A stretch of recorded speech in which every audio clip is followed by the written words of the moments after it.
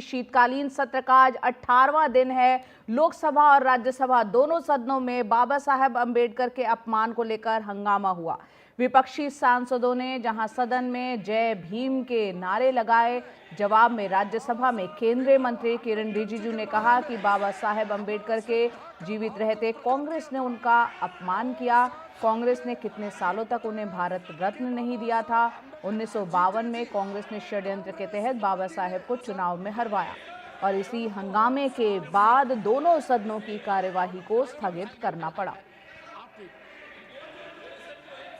गृह मंत्री जी ने बहुत साफ शब्दों में बाबा साहब भीमराव अंबेडकर जी के बारे में हमारा श्रद्धा का भाव को प्रकट किया था और साथ साथ में ये बताया कि बाबा साहब अंबेडकर के जीते जी कांग्रेस पार्टी ने अंबेडकर जी का कैसा अपमान किया और बाबा साहब को जीते जी और बाबा साहब परिनिर्वाण होने के बाद भी इतने साल तक कांग्रेस पार्टी ने भारत रत्न से नहीं नवाजा गया और साथ साथ कांग्रेस पार्टी ने बाबा साहब को इंसल्ट करके 1952 में बाबा साहब को चुनाव में षड्यंत्र के तहत बाबा साहब को हराने का काम कांग्रेस पार्टी ने किया है। आज बाबा साहब का नाम लेकर के उसके नाम को दुरुपयोग करने का काम किया है। उसी को गृह मंत्री ने बताया था कि बार बार अंबेडकर का नाम लेकर के उन्होंने छल कपट करने का काम किया है।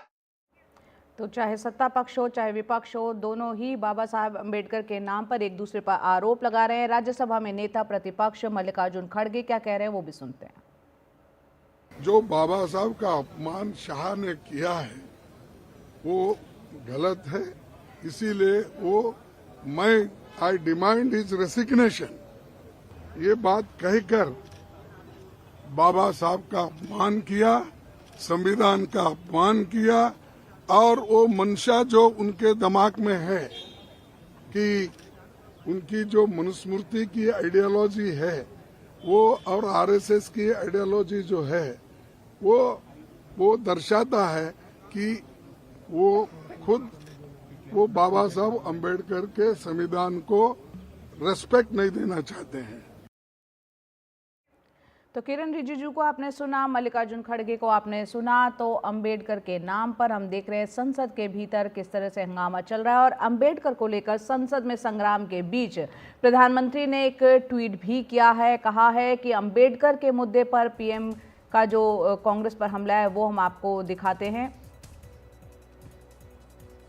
आपको बता दें कि कांग्रेस अपने गुनाह छिपा नहीं सकती, ये प्रधानमंत्री ने ट्वीट करते हुए लिखा है। अपमान के लिए डर्टी ट्रिक इस्तेमाल करती है कांग्रेस।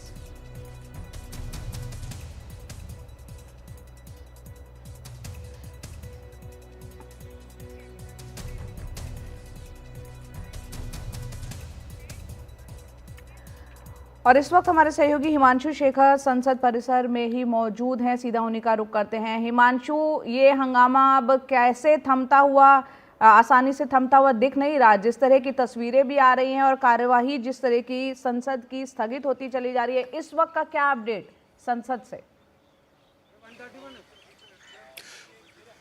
देखिए, अभी सदन की कार्रवाई शुरू होगी तो तस्वीर सामने आएगी, लेकिन अभी फिलहाल कुछ देर पहले जो प्रधानमंत्री नरेंद्र मोदी ने जिस तरह से इस विवाद के बीच एक महत्वपूर्ण ट्वीट किया है, मुझे लगता है ये बेहद महत्वपूर्ण है। ये करारा जवाब है भारत सरकार की तरफ से जो आरोप लगातार कांग्रेस और कई दूसरे विपक्षी दल उठाते रहे हैं और प्रधानमंत्री ने इसमें कई महत्वपूर्ण बातें कही हैं। प्रधानमंत्री ने कहा है कि देश की जनता समय समय पर यह देखती रही है कि किस तरह एक राजनीतिक दल जो डायनेस्टिक पॉलिटिक्स को सपोर्ट करती है, इशारा कांग्रेस की तरफ है कि उन्होंने किस तरह से बाबा अंबेडकर की जो विरासत है उसको कमज़ोर करने की कोशिश की है। किस तरह से समय समय पर कांग्रेस पार्टी ने शेड्यूल कास्ट, शेड्यूल ट्राइब समुदाय के जो लोग हैं उनको वो लगातार ह्यूमिलिएट करते रहे हैं और जिस तरह का झूठा प्रचार किया जा रहा है आरोप लगाकर सरकार के खिलाफ, अब वो बहुत दिन तक टिक नहीं पाएगा और सच बहुत जल्दी सामने आएगा। तो मुझे लगता है कि देखिए, प्रधानमंत्री नरेंद्र मोदी ने बहुत मजबूती से अमित शाह का बचाव किया है और न सिर्फ बचाव किया है बल्कि जवाबी हमला किया है कांग्रेस पार्टी पर और ये आरोप लगाया है कि कांग्रेस ने समय समय पर बाबा भीमराव अंबेडकर की जो विरासत है उसको कमज़ोर करने की कोशिश की है, schedule caste, schedule tribe community समुदाय के लोगों के हितों के खिलाफ काम किया है। तो निश्चित तौर पर मुझे लगता है कि प्रधानमंत्री के इस करारा प्रहार के बाद इस पूरे मामले में देखना बहुत महत्वपूर्ण होगा कि अब विपक्ष किस तरह से इसको काउंटर करता है। लेकिन इतना ज़रूर है कि आज 4 बिल लोकसभा में लिस्टेड थे, 2 बिल राज्यसभा में लिस्टेड था, लेकिन ये 6 विधेयक जो हैं इन पर कोई चर्चा आज संभव हो पाएगी जया, इसकी कोई संभावना दिखाई नहीं देती। जी बहुत बहुत शुक्रिया हिमांशु वहां से पूरा ये अपडेट देने के लिए। और अब अपने दर्शकों को हम केंद्रीय गृह मंत्री अमित शाह का वो बयान भी सुनाते हैं जो कल संसद के भीतर उन्होंने दिया और जिसके बाद विपक्ष हंगामा कर रहा है, विरोध प्रदर्शन कर रहा है। सुनते हैं अमित शाह का वो बयान। मान्यवर, अभी एक फैशन हो गया है, आम्बेडकर आम्बेडकर आम्बेडकर आम्बेडकर आम्बेडकर आम्बेडकर। इतना नाम अगर भगवान का लेते तो 7 जन्मों तक स्वर्ग मिल जाता। अच्छी बात है ना? सुनिए तो, सुनिए ना, आप सुनिए ना, मैं बताता हूं। हमें तो आनंद है कि आम्बेडकर का नाम लेते हैं। आम्बेडकर का नाम अभी 100 बार ज्यादा लो, परंतु साथ अर्थ में आम्बेडकर जी के प्रति आपका भाव क्या है ये मैं बताता हूं। मान्यवर, आम्बेडकर जी को देश की पहली कैबिनेट से इस्तीफा क्यों दे दिया? आम्बेडकर जी ने कई बार कहा कि अनुसूचित जातियों और जनजातियों से हुए व्यवहार से मैं असंतुष्ट हूं, सरकार की विदेश नीति से मैं असहमत हूं और आर्टिकल 370 से मैं असहमत हूं। इसलिए वो छोड़ना चाहते थे, उनको आश्वासन दिया गया, आश्वासन पूरा नहीं हुआ, उन्होंने इग्नोरेंस के चलते इस्तीफा दे दिया। और एक श्री BC रॉय ने पत्र लिखा कि आम्बेडकर और राजा जी जैसे 2 महानुभाव मंत्रिमंडल छोड़ेंगे तो क्या होगा।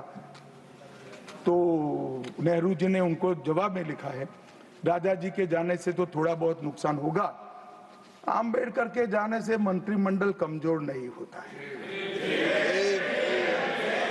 मान्यवर, ये विचार जो खड़गे जी कह रहे हैं ना, क्या आपत्ति है? जिसका विरोध करते हो उसका वोट के लिए नाम देना कितना उचित है?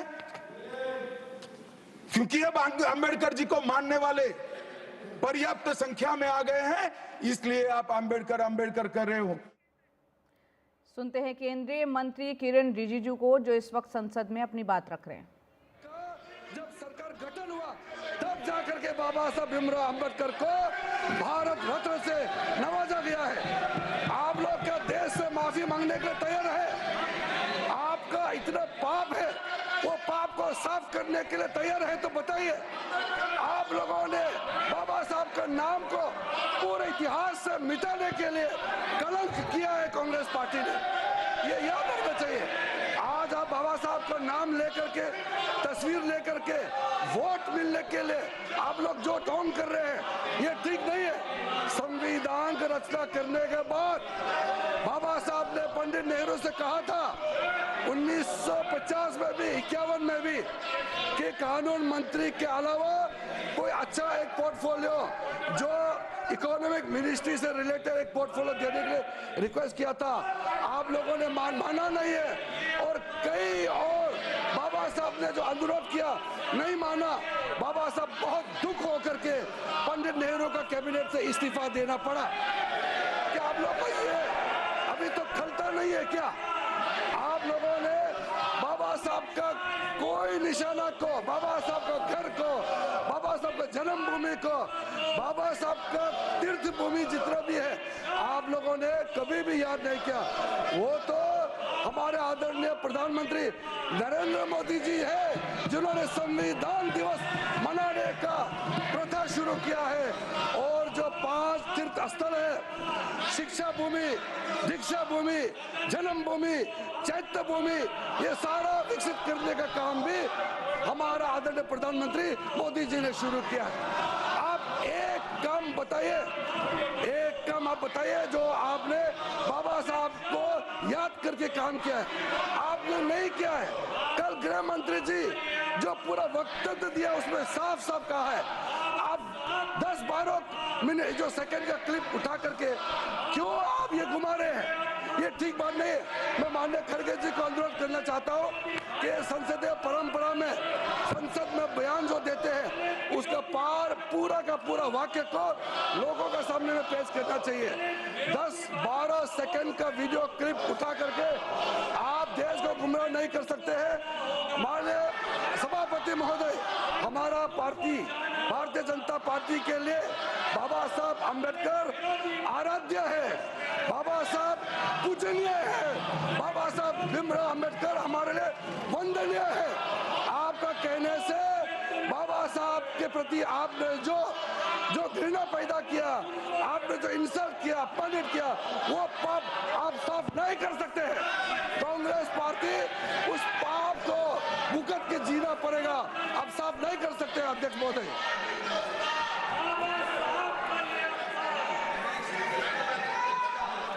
Shri Pramod Tiwari, your point of order. LOP मेरी जगह बोल लेंगे सर। ऑलराइट।